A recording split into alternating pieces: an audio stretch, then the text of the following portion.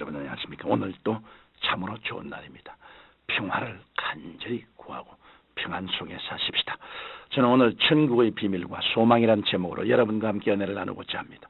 본문 말씀은 마태복음 13장 44절입니다. 천국은 마치 밭에 감추인 보화와 같으니 사람이 이를 발견한 후 숨겨두고 기뻐하여 돌아가서 자기의 소유를 다 팔아 그 밭을 샀느니라. 오늘 많은 사람들은 과학 문명이 발달하고 세상이 점점 편리해져 가므로 죽음 이후에 어떤 세계가 있는지조차 무관심한 채 이 세상에 연연하며 살아가고 있습니다. 또한 교회에 오랫동안 다녔다고 하는 사람들조차도 천국에 대한 확고한 믿음과 소망이 없이 살아가는 경우를 봅니다. 천국은 실로 신비하고 비밀한 것입니다. 천국은 육신의 눈으로 바라보면 결코 알 수 없으나 영적인 깨달음의 눈으로 바라보면 너무나 값진 보화가 숨겨져 있는 것을 발견하게 되는 것입니다. 이처럼 값진 보화보다 더 귀한 천국의 비밀을 우리가 어떻게 하면 알 수 있을까요? 예수님께서는 천국에 대해 말씀하시기를 하나님의 나라는 너희 안에 있다고 하셨습니다. 천국은 환상이 아니라 실제적인 것입니다. 그러나 그것은 우리 마음속에 임하는 것입니다. 이에 대해 예수님께서는 누가복음 17장 20절로 21절에 하나님의 나라는 볼 수 있게 임하는 것이 아니요 또 여기 있다 저기 있다도 못하리니 하나님의 나라는 너희 안에 있나니라고 말씀하셨습니다. 이처럼 천국은 우리의 마음속에 임하므로 우리가 천국을 소유하기 위해서는 마음을 새롭게 해야 합니다. 우리가 마음속에 천국을 소유하려면 이기적이고 자기중심적인 생각을 버리고 잘못된 길에서 돌아서야 합니다. 예수님께서는 마태복음 5장 3절에 심령이 가난한 자는 복이 있나니 천국이 저희 것이며라고 말씀하셨습니다. 우리가 이렇게 죄에 대하여 애통하며 마음을 새롭게 할 때 성령께서 우리의 심령을 점령하시고 우리 안에 천국을 건설해 주십니다. 그리하여 성령께서 우리를 죄에서 해방시키시고 이롭다 하시며 이 세상의 모든 염려와 불안을 해결해 주심으로 참된 평안을 누리게 되는 것입니다. 더불어 우리는 세상에서는 맛볼 수 없는 신령한 하늘의 기쁨을 체험하게 됩니다. 이렇게 마음속에 천국을 체험한 사람은 새로운 피조물로 변화된 삶을 살아가게 되는 것입니다. 우리가 잘 아는 찬송가 405장 나 같은 죄인 살리신 주은의 놀라워라는 찬송시를 작사한 존 뉴턴이라는 사람은 원래 아프리카 흑인들을 무자비하게 잡아다가 노예로 팔았던 흉악한 노예 상인이었습니다. 그러던 어느 날 바다 한가운데서 풍랑을 만나자 뉴턴은 어머님이 믿던 예수님을 구주로 영접하게 되었습니다.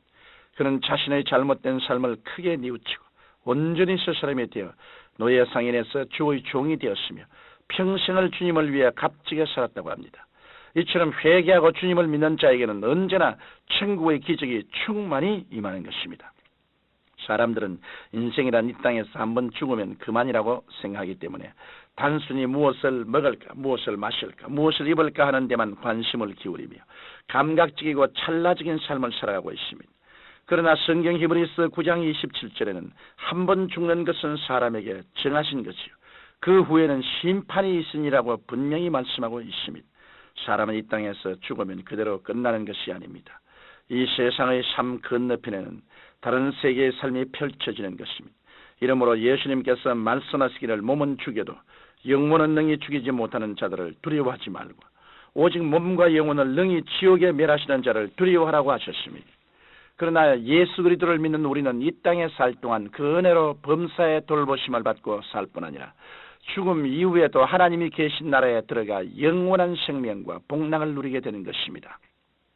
사도 바울도 천국의 비밀에 대해 그가 실제로 겪은 체험을 성경 고린도후서 12장을 통하여 말하고 있습니다. 바울은 환상 중에 셋째 하늘에 올라가 말로는 도저히 설명할 수 없는 영광스러운 광경을 보았습니다. 그 낙원에 이끌려가는 체험을 하고 난 뒤부터는 육신에 거하는 것보다 천국에서 함께 있고 싶은 소망이 더욱 크다고 말했습니다. 그리하여 바울은 성경 고린도서 5장 1절에서 만일 땅에 있는 우리의 장막집이 무너지면 하나님께서 지으신 집 곧 손으로 지은 것이 아니요 하늘에 있는 영원한 집이 우리에게 있는 줄 아나니라고 소망의 고백의 말을 했습니다. 이처럼 예수 그리스도를 굳게 믿고 의지하는 자는 영광스러운 천국에 들어가 아버지 품에서 참 기쁨을 누리게 될 것입니다. 그러므로 우리의 삶은 항상 천국에 소망을 둔 것이어야 합니다. 우리가 천국에 대한 소망을 가지고 있으면 어떠한 고난 중에 처해도 낙심하지 않고 승리할 수 있습니다. 주님과 함께 거할 수 있는 영원한 하나님의 나라가 우리에게 있기 때문입니다. 그것에는 더 이상 눈물이나 아픔이 없으며 고통이나 죽음이 없습니다. 사도 바울은 이처럼 천국에 대한 소망으로 가득 찼기 때문에 수많은 고난과 역경 가운데서도 복음을 담대히 전할 수 있었던 것입니다.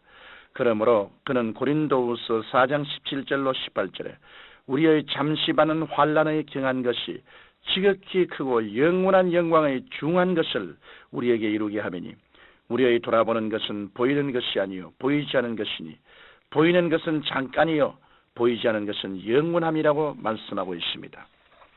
어느 날 배 한 척이 큰 호수를 지나다가 밤중에 폭풍우를 만났습니다.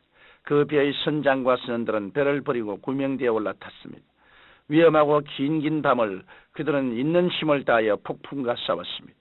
다음날 아침 그들은 구조선에 의해 간신히 구출되었는데 선장은 지난 밤을 회상하면서 말하기를 우리가 폭풍과 싸우면서도 희망을 버리지 않은 것은 어둠과 폭풍 사이에 불빛이 빛나고 있었기 때문이라고 빛의 고마움을 강조했습니다. 그들은 멀리 해변의 인가에서 비치는 불빛을 보았기 때문에 살아야겠다는 소망을 가지고 끝까지 인내할 수 있었던 것입니다. 그렇습니다. 우리가 인생의 험한 폭풍우를 만난다 해도 어둠 속에서 빛나고 있는 천국의 빛을 바라보면 반드시 최후의 승리를 거둘 수 있는 것입니다. 사랑하는 청취자 여러분, 사람이 천하를 얻고도 제 목숨을 잃으면 아무 소용이 없습니다. 또한 우리가 이 땅에서 아무리 장수하고 부귀와 영화를 누린다 해도 영원한 천국의 소망을 소유하지 못하면 그 삶은 헛된 것뿐입니다. 그러나 하나님께서는 예수 그리스도를 믿고 섬기는 자에게는 인생의 고난과 절망도 능히 이해하시며 장차 주님을 믿는 자에게 주시는 천국의 기쁨을 지금 우리의 삶에 넘치도록 부어주시는 것입니다. 이러므로 우리는 예수님을 구주로 섬겨 우리 안에 성령으로 임하시는 천국의 능력을 가지고 날마다 승리한 생활을 해야 합니다. 여러분은 이러한 천국의 기쁨을 누리며 천국의 소망을 두고 살아가시므로 장차 하나님 나라에서 주님과 함께 영원히 기쁨을 누리시기를 예수님 이름으로 간절히 축원드립니다. 전능하신 아버지 하나님, 우리 주님 친히 말씀하기를 너희는 마음에 근심하지 말라. 하나님을 믿으니 또 나를 믿어라. 내 아버지 집에 있을 곳이 많도다. 그렇처럼 내게 일렀으리라. 내가 너희를 위하여 처소를 예비하러 가느니 가서 처소를 예비하면 다시 와서 나 있는 곳에 너희도 함께 있게 하리라고 약속하셨습니다. 주님이 예비한 이 천국에 우리 모두 다 소망을 두고 그곳에 가게 되게 하여 주옵소서. 예수님 이름으로 기도드립니다. 아멘.